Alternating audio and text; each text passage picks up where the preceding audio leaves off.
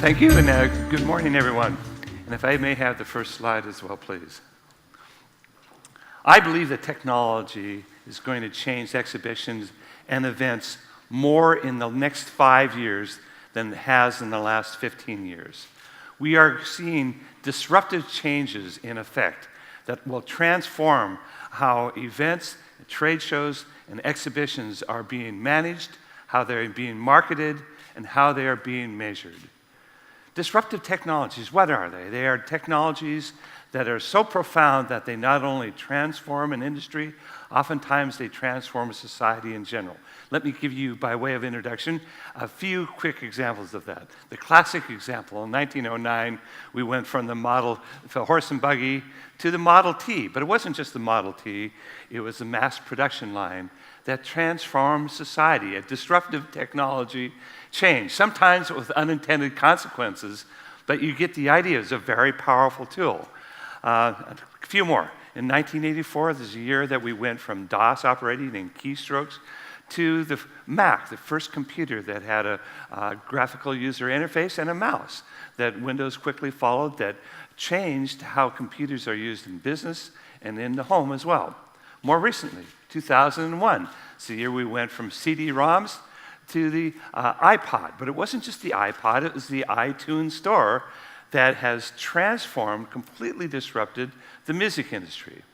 And just 7.5 short years ago, we went from the flip phone and the BlackBerry to the iPhone, and which is the model for all smartphones today, all modern smartphones. But it just wasn't the iPhone, it was the iTunes Store that not only transformed the telecommunications industry, but the software distribution industry as well. And finally, in 2010, we went from books and magazines and stacks of paper. This is going to take a while for this transition. It's going to take a while to pry paper from our hands here. It's a very entrenched technology there. But that's the year that the iPad was invented, and now there are hundreds of tablets out there that's going to transform how we interact and deal with paper. So what are the disruptive technology trends that are affecting the meetings and exhibition and trade show industries? There's a confluence of two factors that are happening that I'd like to go into in some detail. It's the combination of social media, and I won't go into it a deep dive of this, but also that mobile technology. And it's just not mobile phone technology. There's a whole range of mobile devices out there that are working their way into society, working their way into how exhibits are going to be managed and affected. So the first trend here, social media are transforming how events and exhibitions are marketed and managed and experienced. I'm not a huge fan of Rupert Murdoch, the global media tycoon, but this quote I completely believe in. He said, technology is shifting the power away from the editors, the publishers, the establishment, the media elite. It's now the people who are in control. What he's talking about, he's talking about social media. And this could be paraphrased. Social media is shifting the power away from the event and trade show manager, from the venues, from the exhibitors. It's now the attendees who are in control. Instead of top down, it's bottom up. This is a very different paradigm than what it has been in the past. And when you think about it, exhibitions and events are social. I would say that they were the original social media. And meeting industry and exhibition-related associations were the original social networking platforms. When done properly, these should go hand in hand with each other. And if you look at it, part of it is a matter of trust. Only 90% of consumers, online consumers, trust recommendations from people that they know, their colleagues and so forth. Only 14% trust advertising. And this is one of the powers of social media for this. And I say I'm not going to do a deep dive in this, but I want to just point out where things are going. It's seen explosive growth over these last few years. I wrote my first article in 2005. It's back when social media is called Web 2.0, and MySpace was the predominant player there, but I predicted then that there would be a very big growth in these tools because they should go hand in hand with each other. A recent survey has come out asking event and trade show managers, what channels are you using? Facebook, Twitter, LinkedIn, YouTube, and so forth. So just a few comments about these and their relevance to this industry. Facebook, 1.4 billion users. 1 in 5 people on the planet are on Facebook. You can register for many events now and exhibitions through Facebook pages. It is the new inbox for many people, and I believe it should not be ignored in terms of a strategy, a marketing strategy for that. Twitter, 284 million users. This is a very mobile media. The more mobile a media is, the more natural it is for use at events. And in the United States and in Europe, hashtags, event hashtags are very widely used as a communication and a promotional and a back channel for communication at events. YouTube, as they say, a picture is worth 1,000 words. A good video can be worth 1,000 pictures. Well done, I recommend that they always be in HD. They should always be short, usually no more than 2 minutes. Attention spans are getting shorter with this. But these are great promotional tools about how your event and your exhibition is going or how it will be. LinkedIn, 347 million users and 2.1 million groups. There's a group for every interest area. If you are trying to find a group for left-handed meat cutters, you could find a Facebook group for this. Last night, I was given 20 business cards in the reception last night. And what I did is I went back to my room. It turned out that 6 of them were already in my LinkedIn friends with this. There were 6 that I was able to find, and in fact, I invited them in. I believe if you have a business card, you should have a LinkedIn profile. It's a new way of connectivity, especially in North America and in Europe with this. It is a way that is replacing business cards in some ways, or a part of the measure with that. Last night, though, that there were 8 of those business cards that I was given, I was not able to find on the LinkedIn. And if you're dealing with North America, or if you're dealing in Europe to some extent as well, LinkedIn is a key connecting vehicle for that. Instagram, owned by Facebook, it's taking short pictures and short videos with this. This is a natural for events, and you're starting to see these being used widely at exhibitions and events for that. And then finally, Pinterest. It's a virtual pin board. It is a way you can pin videos, you can pin Instagrams, you can pin articles with pictures in them. It's a natural way of curating content. The pins will last far longer on Pinterest than a Facebook posting or a Twitter tweet ever will. And one of the things is about Pinterest that's to consider is the click-through rate. The time it takes when you click on it takes you off to another site. Admittedly, that's exactly what it's supposed to do. The click-through rate is higher than all the other social media combined. And so these types of tools are presenting new ways of getting information out about how your exhibitions are being promoted, how they're being managed, and how people are being communicating at events. So there's also the mobile social media component of it. As I mentioned, the more mobile it is, the more natural it is for an event and for exhibitions. There are 1 billion mobile Facebook users monthly. 88% of Twitter users are mobile. Instagram, 300 million monthly users, and Instagram is really totally a mobile platform for that. So these are the channels that are happening. And also the video channels. Facebook video, Vine are taking short 15 or 7-second videos with this. The South by Southwest conference, which is a technology music conference that just happened last month, is a kind of a test kitchen for new technologies. Meerkat was the buzz of that. It's taking real-time streaming videos with this, but it's probably will be replaced by Periscope, which is lined up with Twitter. But all these type of channels here, Video is hot. Mobile is hot. You're going to see these used increasingly at exhibitions and events. And so how's this playing out? You're seeing social walls, and not just Twitter walls with that, social walls with lots of videos, lots of Instagram video playing into this. They're moderated. These are more widely used with that. You're seeing photo booths at events using this to broaden that social footprint. And so you have people coming to an event, and then they are posting out through their channels to make a much broader footprint of the impact of that event, hopefully increasing attendance for next year's events, or just taking a broader impact of that. Social media marketing is becoming mainstream. Social engagement is being expected at events. Mobile is expected at events. Wi-Fi is becoming the lifeblood of event communications. It's a crucial component of this. And the exhibition as an experience is changing. I think the dynamics of exhibitions are changing profoundly in these next few years.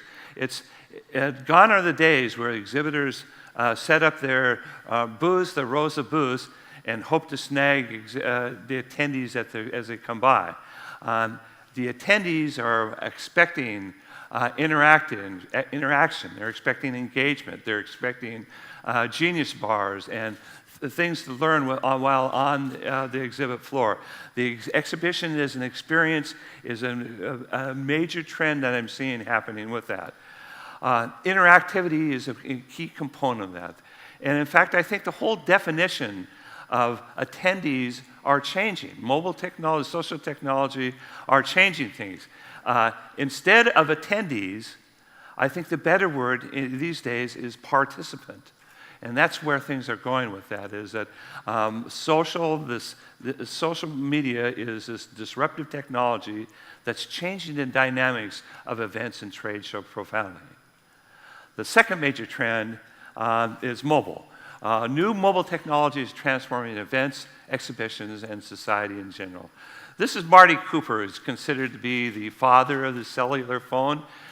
He and his team in the 70s came up with the concept. In 1983, he made the world's first cellular phone call in New York City. Anybody would want to take a guess of who he called? Who do you think he called on the first cellular phone call ever? Anyone? Most people ask his mother. Actually, he called his competitor and said, "Hey, guess what I have in my hand here?" He's holding what is called the Motorola Brick. It costs $9,000 in today's dollars to buy. It costs $9 a minute to use. It only had a 20-minute battery life, but that's okay because it weighed over a kilogram. You couldn't hold it over to your ear for more than 20 minutes with that. But we've come a long way from that. Today, there are more mobile devices on Earth than there are people. And of those, smartphones are a really major player. We expect to have 2 billion smartphones by the year 2016 here. Huge penetration when you consider that with the tether to the cloud computing in the sky, we are all carrying around supercomputers in our pockets. This is a rock concert in the 90s. This is a rock concert today. This is the papal inauguration in 2005. This was the papal inauguration in 2013. This is a huge societal change that has happened here, and this is going to impact exhibitions in very significant ways. There are 1.3 million apps out there, both on Android and iOS, with this, and most of them are free or very low cost. And then you start looking at the mobile event apps and exhibition apps. I call them Swiss Army knife apps because they do so many things. You can have the exhibitor profiles, the speaker profiles, schedules, attendee lists, and the list goes on and on. A recent survey that came out, MPI members were asked, were surveyed, 85% of meeting planners replied that they are using or soon will use mobile event apps for their meetings. Now, this is up from 9% in 2011. This has been an explosive growth in just these last few years. When asked, why do they like them? Why are they using them? The responses are interesting. Number one is our session descriptions. And expo floor maps are high up there. Speaker profiles. What the meeting planners are liking about this is that it reduces paper. Reducing paper is a good thing. That's environmentally responsible. But this is just cutting the surface, touching the surface about where things are going.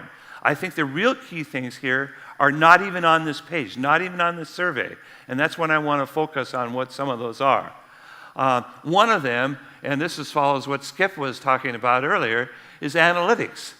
The way events used to be is, we call them the black hole of event data management. You have events, you have computers before the event and after the event, but during the event, you could hand out surveys, you could track people as they're walking through the hall, but there wasn't really a good way in real time to measure what's happening. Today, with the mobile event app, every touch is trackable.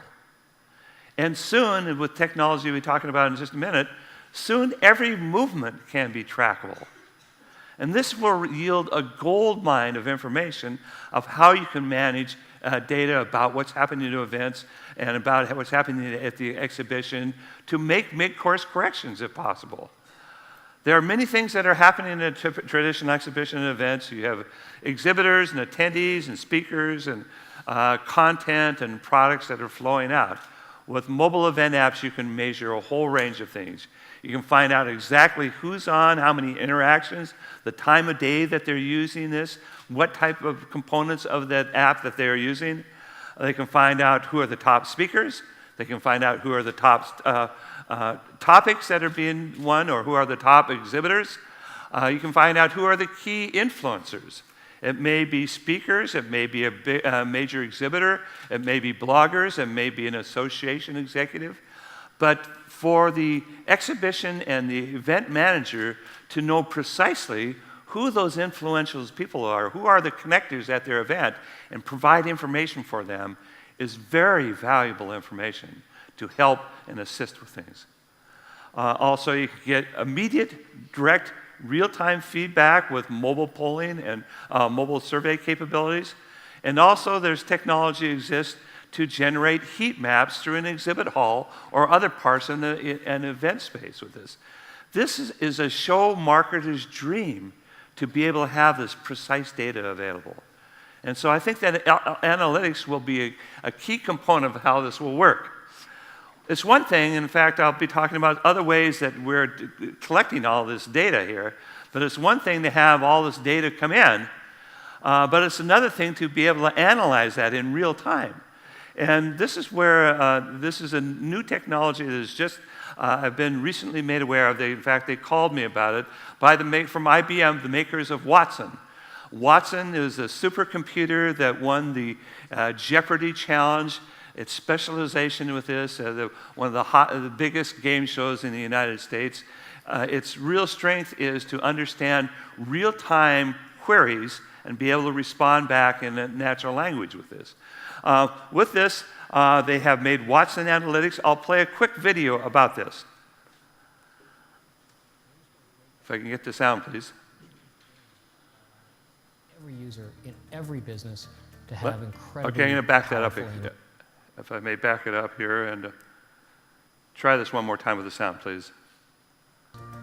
And we just want to break that wide open and change the game by allowing every user in every business to have incredibly powerful analytics at their fingertips. And we think that's going to become absolutely essential.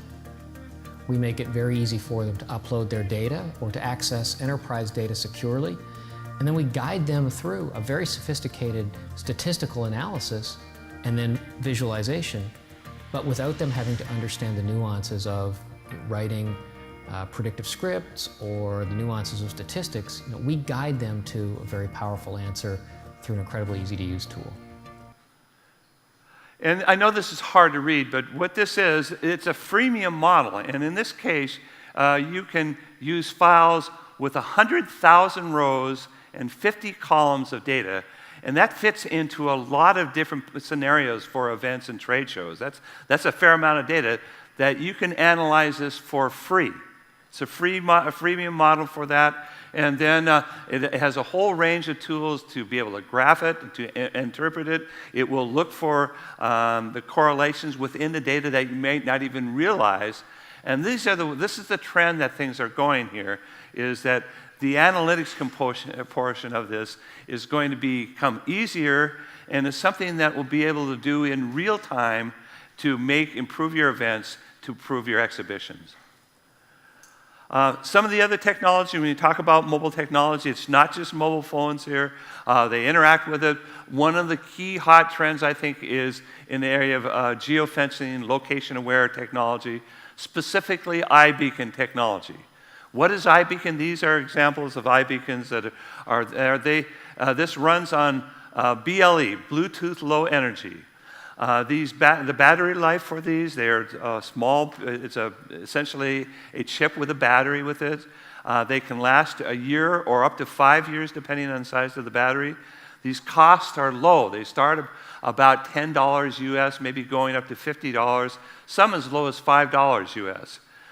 And they have a range where they can go up to a tunable range, up to 50 meters, that they can detect. For example, if you have an event app on your mobile device, and if you come within range of, it can be up to 100 meters or 50 meters, 150 feet away, that you can set up this geofence, or very narrow ones as well.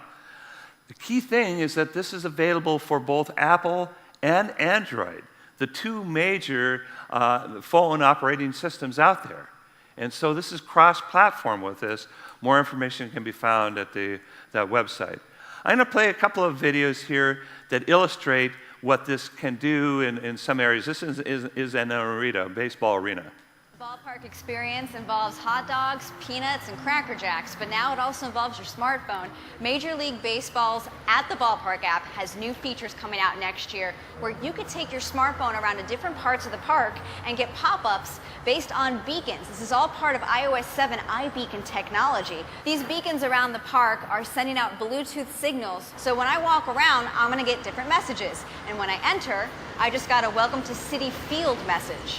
Every stadium has different points of interest, and here at Citi Field, it tells me to walk near the home run apple to learn more about it.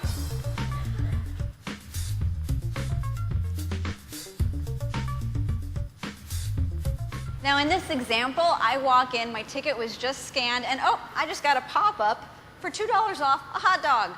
Now this is just a demo because here it's rewarding my first time at Citi Field, but if I came on the 10th time, I might get something different. And different stadiums will probably offer different things. It's all up to each stadium. Here at the Mets merchandise store, there's a beacon in here as well, and I just got a pop-up for 20% off. Major League Baseball is working with different stadiums to determine where these beacons are going to be located, but you can expect to start to see them in 2014. And you're starting to see these in events as well. For example, for scavenger hunts and gamification, the Consumer Electronics Show is an example where this is being used. New at the International CES this year, the first promotional iBeacon scavenger hunt. Joining us now to talk a little bit more about this technology is Mark Wallace with Radius Networks. Mark, show us how this works. Okay, so what we've done is we've taken 9 low-energy Bluetooth transmitters, and here's an example of one of them.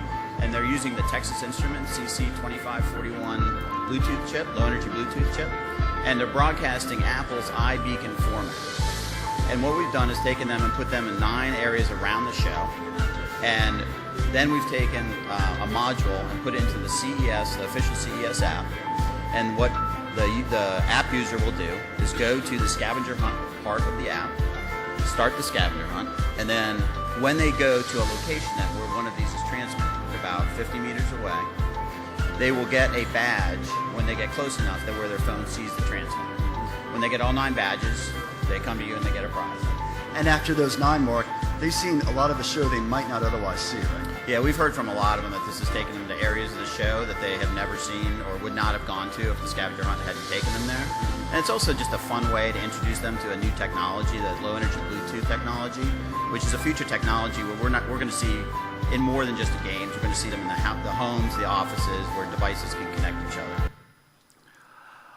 You can see this in welcome and alert notifications. Wayfinding, so you find your way through an exhibit hall or through a large exhibition space. Automated check-in and badge printing. Lead exchange and tracking. Mobile devices can also act as beacons, so you can exchange information using these. You can measure exhibit booth dwell times. So if someone is standing in front of a booth for 15 minutes, they're probably more interested in that product than if they're just walking by. It can measure that, and it gives reports to exhibitors. It also gives reports to attendees of where they visited through the exhibit hall as well. It can work in networking and people finding. If both sides give permissions, it can give you step-by-step directions to where each others are. You can use this in queue management. I'll give you an example in a few minutes with this. For continuing education unit tracking measurement, for what's happening near me notifications, and for ticketing and access control. These are all some examples of this. This is actually being used at the South by Southwest conference this year, a month. There were a month ago, 1,000 beacons were used. These are some of the key ways that one company, Double Dutch, is doing it, but a variety is doing. This is some examples from there. To give direction. And so in this case, welcome to, you have the mobile event app. Welcome to New York. Please check your bag at the front desk. As you walk into the event space, registration is now open. Please turn left at the bottom of the escalators. For the Southwest Conference, you can find people of like interest. In this case, welcome to the online Lego fans. And so people that have specific interests, they can be notified when those other individuals are near them with that.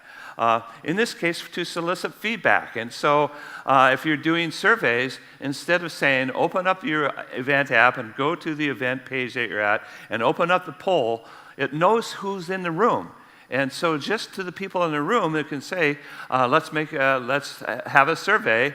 You'll get a pop-up window with the survey right in front of you, so there's no fumbling with this. You make the response you see on your mobile device, and you also see it on the screen as well. And so also, you can promote major sponsors. In this case, you are steps away from Focus Media Group, and you click on that, get a pop-up notification of all the information about it. Now, here's where the red flag for me comes in. This cannot be perceived by the participant as a spamming device. And so, for example, if you walked into an exhibit hall and you got 20 pop-up windows of all the exhibitors around you, what are you going to do? You're going to turn off your Bluetooth, or you're going to uninstall the app. And so I know that show marketers are going to be rubbing their hands around this, trying to promote this, but it's got to be perceived as a huge, significant value to the attendee and not just as a spamming device. You can encourage action, though. For example, in this case, you can find out who is checked into the meeting room, who is nearby. You select the people that are nearby, and you send a reminder that the session is starting. Stop on by. Come on into the meeting room with that. You can also find out who's around you, who's here that have logged in that you may be interested in. This was used widely at the South by Southwest. Or what events are happening around me, what's nearby, this presence. Or finding out who people who are the experts in particular areas that you're following are. So there's a whole range of ways that beacon technology is going to go into it. I was just at the Boston Convention Exhibition Center this last week. They're putting beacons throughout their facility. The San Diego Convention is doing this. This is happening in a big time in North America. I think you're going to see this coming throughout. Heat maps, as I mentioned, is another one as well. And kind of a related category with that is crowd shaping. It's using data generated by attendees to adjust an event often in real times. And for example, at the North American International Auto Show, they're using beacon technology, near-field communication, and gamification to have this interactive display. You walk in front of one car, you get a whole game, a virtual reality game where you can participate in the car, see what it's like, move around. It knows where you are, it provides information precisely to you in doing that. Cisco Salesforce Conference. 16,000 people in 2 major hotels, And they use this, they use beacon technology to monitor crowd flow in order to be able to get people to line up for the transportation back and forth between the two hotels with that. They also used it in that same conference to measure lines. And so for food lines, if their people are slow food lines, they could measure that, send people there, send assistants there to assist in that process. Same thing happened at the C2 conference in Montreal. And then one of the final ones I want to talk about are wearable computing. This was very hot at this year's Consumer Electronics Show. There's some really exciting things that are happening in this space. Wearable computing are miniature electronic devices worn under, on top, or with clothing. There's a whole range of ones with this. One of the classic ones is Google Glass, the 1-ounce multimedia computer that you wore in your face. It's fairly high on the geek factor for many. It was too geeky for many to wear with that. I think it's a good idea, but it's going to require some future changes with that so it doesn't look so obtrusive. But you have NFC rings that you can use to exchange leads, to open doorknobs, to use your Bitcoin address. You can do a whole range of things. It doesn't require a battery, very low maintenance with that. Smart bracelets and watches. The Apple Watch just came on sale this last Friday with that. It has a huge potential with this, but the watch that I want, these bracelets that I want, is this one. It's not available yet, but this is an idea of where things are coming. They're seeking funding for this.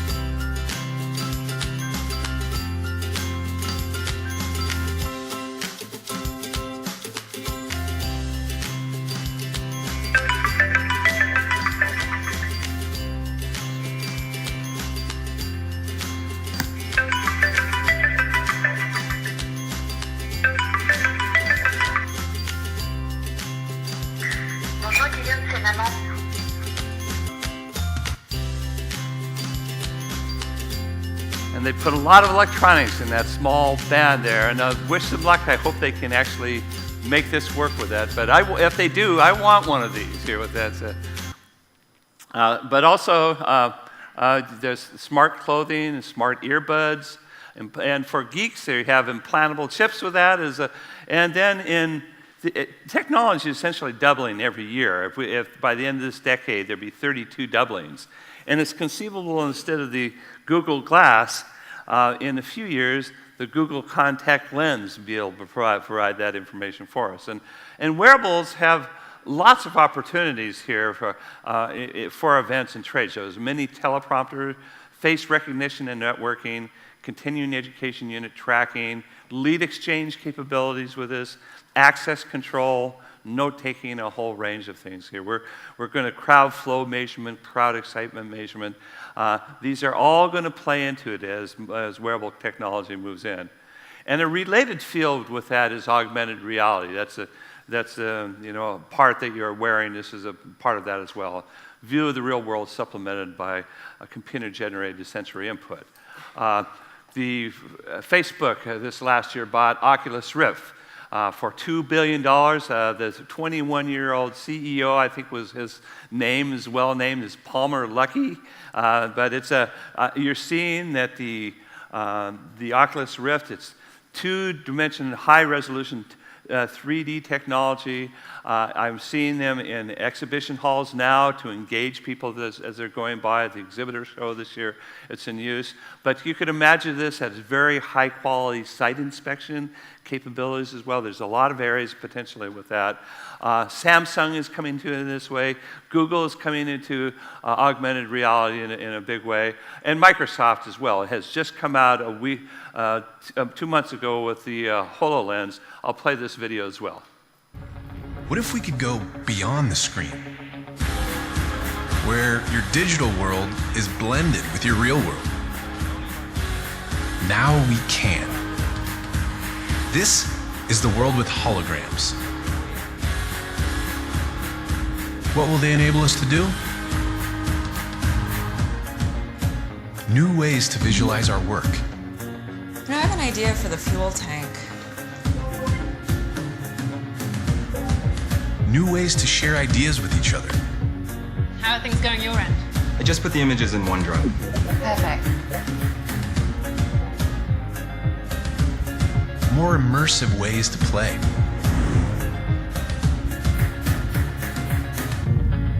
New ways to teach and learn. So put the new trap in the place of the old one. Now what? And tighten here and here. New ways to collaborate and explore the places we've never been. Look at this formation. Let's take a closer look.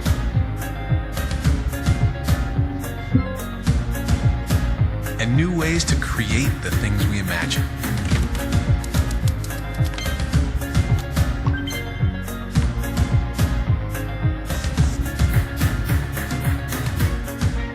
Because when you change the way you see the world, you can change the world you see. And this is coming out at the end of this year is when they hope to do this. But augmented reality demos on a kind of simpler basis with this. These are available now. This is an example of one that with an app at a trade show or so forth, you could, in this case, it's a boat that you can then take apart, look at all different levels, take the different layers off of it. You're seeing augmented reality apps coming into mobile event apps to have speakers come to life when you look at the program, a whole range of things that can be done with this to engage attendees, gauge participants as they're doing it. You can see these, the augmented reality delay. For example, this is pointing at a restaurant, and you can know what the store hours are, the blog, you can read the menus, the sales items, the user reviews, the Twitter feed, the instant message to ask questions with this. You'll see heads-up displays and cars coming. Face recognition capabilities are a distinct possibility with this. You're at an event and you see somebody coming and walking at you from across the room, and you can't remember their name, and you look at the app and say, oh yes, John or Jill, great to see you. That'd be helpful, right? It could also be a stalker's dream. And so there's a two-edged sword with this. These are technologies that are coming with this. When I grew up, the Dick Tracy wristwatch was the state-of-the-art of cool, the two-way video wristwatch. But just a few years ago here in Korea, the two-way video wristwatch by LG became a reality with that. Of course, when Facebook came out on the Apple, that became a wider reality here as well. So we are living in such interesting times here. These technologies are coming in. They're transforming how people are interacting with events, how events will be measured in profound ways, I believe. I would like to end. I do have a few closing slides, but I'd like to end with one last video. It's a very short one. It's by Samsung. I'm going to voice over it, so keep the sound down some. But these technologies exist here. Most of them are either available now or well in the development stage with this. So you have foldable display technology. And if we could bring the sound up just a little bit, please. Expandable display technology with this. You have augmented reality. Two-way voice translation capabilities. You have augmented reality, flexible technology, augmented reality, and then transparent technology as well. So these are the things that are coming right around the corner for all of us that are going to impact our lives. They're going to disrupt how we currently are doing business with that. I have These are in your handouts, so I won't belabor these. I should point out a couple of them, though. First of all, I have a newsletter that goes out to about 11,000 people in 70 countries. It's short. It has links of new articles I've written and new interesting things I've found on similar types of technologies. Feel free to sign up for that with this. There's my recent article on meetings technology trends is also on that link listed there. Also, I encourage you to friend me, follow me, link with me on all the social media profiles. You are in my business network. I have an extensive LinkedIn network, for example. I'd love to have you as part of that. And at this point, I'd be happy. I do have 2 closing slides, but I'd happy to entertain any questions if there are any that have come through before I close up. Now is your time to ask questions. Well, one of the questions... Okay. Oh, go ahead. I would like to hear your comment, because with the social media and with the advent of the apps coming in, it has been a feedback that the social media has made the young people antisocial, because they'd rather confine to them, within themselves. They don't go out. They'd rather deal with their computers. They talk with their apps. So what do you say about this?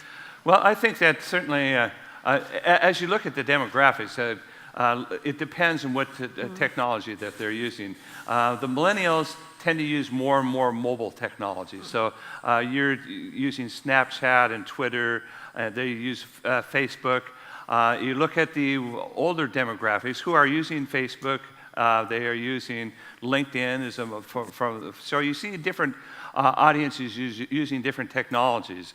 But I think it's a good idea to take a cue from what the millennials are doing, because I think that that's where the trend is going. It's going more and more mobile, especially for exhibitions, especially for events. How do you make them talk to people again rather than talking to their computers? Well, I think that it's interesting societal change we're going through, and it'll be interesting. I think we have a biological imperative to get together. I think events are going to remain important. Exhibitions are going to be an important channel because, as I say, there's no such thing as a virtual beer. It's an important part of that process. And so, but I think that you use those channels as part of that marketing and measurement method. And if there are no questions, I just have two final slides to close out. Your last chance to ask questions. What we're dealing with here is change. We're going through unprecedented levels of change. And my favorite quote from Charles Darwin deals with change. He says, "It's not the strongest of the species that survives, nor the most intelligent. It's the one that's most adaptable to change." And I would like to add on to Charles Darwin's quote with humility. Here's a picture of me in high school standing behind what was a state-of-the-art of projection technology at the time. A 16-millimeter projector. I've had a lifelong interest in technology. And with humility, I'd like to add on to Charles Darwin's quote. Digital Darwinism is alive and well. Either adapt to technology change or lose business to those that do. I hope that you found this session informative and giving you some idea where technology is changing the exhibition and the meeting space here. It's been a pleasure to speak for the Asian Exhibition Forum. Thank you very much for inviting me.